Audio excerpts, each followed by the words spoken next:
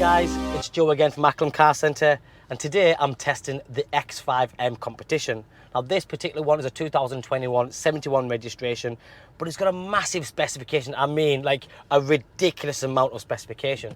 So I'm ready to go. A lot of the newer cars now with the soft limiter and stuff, you can't really rev them.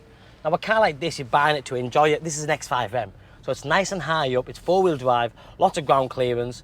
This particular one is in a metallic black sapphire with an awesome 𝗙𝗕𝗓 orange merino leather interior with perforated seats. The spec on that I'm going to touch on as I'm driving, but there's a few reasons why I'm doing this little test drive for you guys. It's because of the gadget and gizmos that's in it and what it does with the Driving Assist Plus, where it drives itself, the way it sounds, the way it goes, just the way it feels. And I've said this so many times, the great thing about the X5s, all of them, not just the M, even the diesel versions, is they are a four-wheel drive. They still drive like a car, so they have very, very little body roll whatsoever. The suspensions are nice and stiff.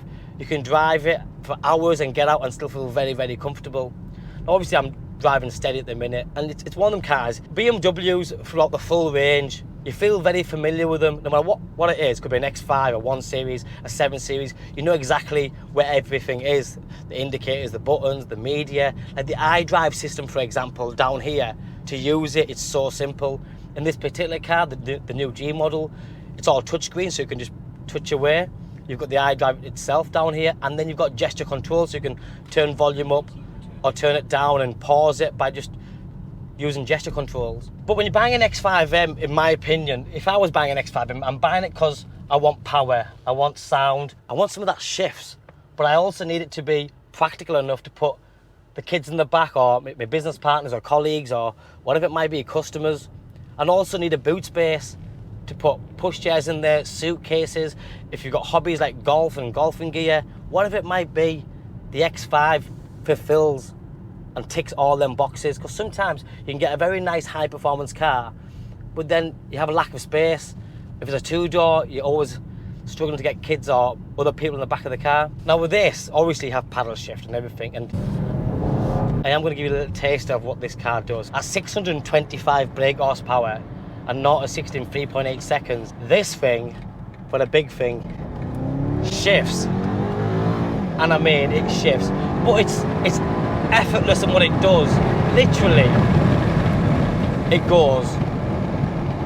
You know, you get in some cars, and when you do put your foot down because you need to overtake or join the motorway or something, everybody in the car is like moving about. This one is just, it's seamless. The gear change is absolutely magnificent.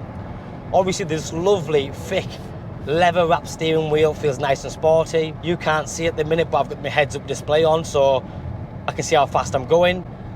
I can see how fast I should be going. My navigation details, everything just gets projected, displayed onto the windscreen effect, so I have no need to look down or even look left. So my focus can be completely on the road. But it's what this car does. Now I'm going to touch on some of the specification, because like I said, I've done an earlier video just presenting the car around the showroom. Now the X5 M Competition gives you a cracking spec as standard, things you expect. But then this one's got the visibility package, which is the laser headlights and such, and that's a brilliant thing to have for visibility, especially night driving. It makes all the difference. The Comfort Pack Plus, or the Technology Pack Plus, there's so much going on with this car. The few things for me on this one is heated seats, which is a given, but then you've got ventilated seats. So when you press this button here, you can choose if you want hot or cold. But then what makes it more special is this car's got massaging seats, both for driver and passenger. And that's nice, because when you are doing a long journey, and I always turn my massaging seat on if I've got it in my car, because I think it feels good. It's just nice. But then you've got things like soft closed doors, things that I actually use, not just a gimmicky thing. I do use soft closed doors in my car because my kids will get out, and the kids, I mean, some of my kids are really young. They'll close the door, but they haven't really closed it. It just clicked. And naturally, if I didn't have soft closed doors, it would mean I have to get out my car and then go and slam the door and then get back in my driving seat again. So that's a lovely thing to have. Comfort access, where it allows you to get in and out of the car as long as the keys are in your pocket or your bag. How many times have you had it where your keys are in your bag and you get to the car and you have to literally empty the full bag out because the key's right at the bottom? For me, the biggest one, because I like music, I've done this just mean the tone of the exhaust. I mean, I like songs, I like music in general. This car's got something called Bowers & Wilkins sound system, surround sound system, which gives the extra speakers and tweakers and all the way around, in the front, in the back, the center section. and it makes a difference because the quality of sound is just, there's nothing else that comes close to it. It is so expensive. If you look at the home entertainment that Bowers & Wilkins sell, or just the car entertainment they sell, they're a fortune. But this car's got it. So somebody else has already gone out and spec'd it up to an inch of its life so you can enjoy it. Now I'm going to show you something else completely different to the spec. With the Driving Assist Plus, let's focus on the steering wheel. So I put my cruise control on because I need to show this while I'm on this road. I'm going to set it. The little green lines come up. The steering wheel's been activated. I'm going to increase the speed so it's 55 miles an hour. I'll let go, and you'll see these little lights flash up on the steering wheel. I won't touch it. I'm about to go around a corner. So it's flashing now to say, touch me. So I'm going to touch it to make it aware I'm here. The car will go around this corner on its own. I'm not touching it at all. I'll touch it again to let it know I'm here. I'm not using the paddles or the acceleration, nothing. Car is literally driving around the corner on its own. It's still flashing yellow to say, listen, it's been a few seconds, hope you haven't fell asleep, wake up again. I touch it, and it'll keep going. It will go the full journey as long as every 6 or 7 seconds I make it aware that I am still here and I haven't just sort of fell asleep. For me, this is a very good feature. If you're doing a lot of long journeys, even short journeys, it's just a good feature to have. That doesn't mean you should be sat there playing your phone or be distracted. It just means you can relax a little bit and let the car do what it's designed to do. All that technology that's been put into this car to be able to do that, let it do its thing. Now, I'm just going to go up in speed now because I can go 70. So again, I don't need to accelerate. Because this car's got adaptive cruise control, if I just flick this up, I can go 55, 60, 65, and I'll stop it at 70. So now we'll increase speed. If that car pulls out in front of me, automatically this car will slow down. If that lorry pulls out in front of me, automatically this car will slow down. As that lorry pulls back over again, this car will increase in speed back up to 70. Or take it all the way down to 0 if the traffic comes to a halt. At that point you take over. I just think that this is brilliant, literally brilliant. That's just one part. If you want to drive, but the adaptive cruise on its own is brilliant. And when you're setting the adaptive cruise control, you can see the little bars here, so you can have 1 car distance, 2 car distance, 3, 4, so on, depending on how safe or how careful you want to be. Obviously keep a fair distance, allow it for enough braking time and everything else. But the sensors are very, very accurate, including going around this corner right now.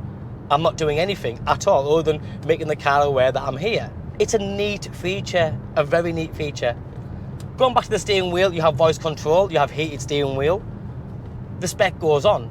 Electric adjustments, so you can stretch the steering wheel in and out, drop it down below or go high, just depending on your driving position and where you want to be. I mentioned in my previous presentation video about the miles of leather on this car. That to me just means luxury, means quality. The dashboard's all leather wrapped, the knee pad area is leather wrapped, the door cards. This has obviously got the Security Orange Merino leather, but then it's got that perforated leather. The stitching, the hexagon stitching just looks good.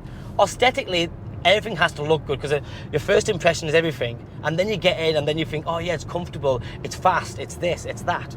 Well, this does all that, but for me it's the way it performs, because remember, at 625 brake horsepower, she's not slow, she shifts. But bear in mind, she's a big car, but it goes very, very well as and when you need it. That doesn't mean you drive around every day like a lunatic, but it does it. It's a cracking job. I've driven so many cars which are big like this, and they're a bit wallowy. They are. Some of them are. They just move around too much. So for me, it's okay having the power, but you want it to be sturdy. You want to feel safe in it. The steering needs to be precise, and like when you're turning like a dart, you just want it to go round corners and anything else, because the thing does move. Now I'm going to take it down a couple of little back roads to give you an idea of twists and turns, because this is what this car's good at.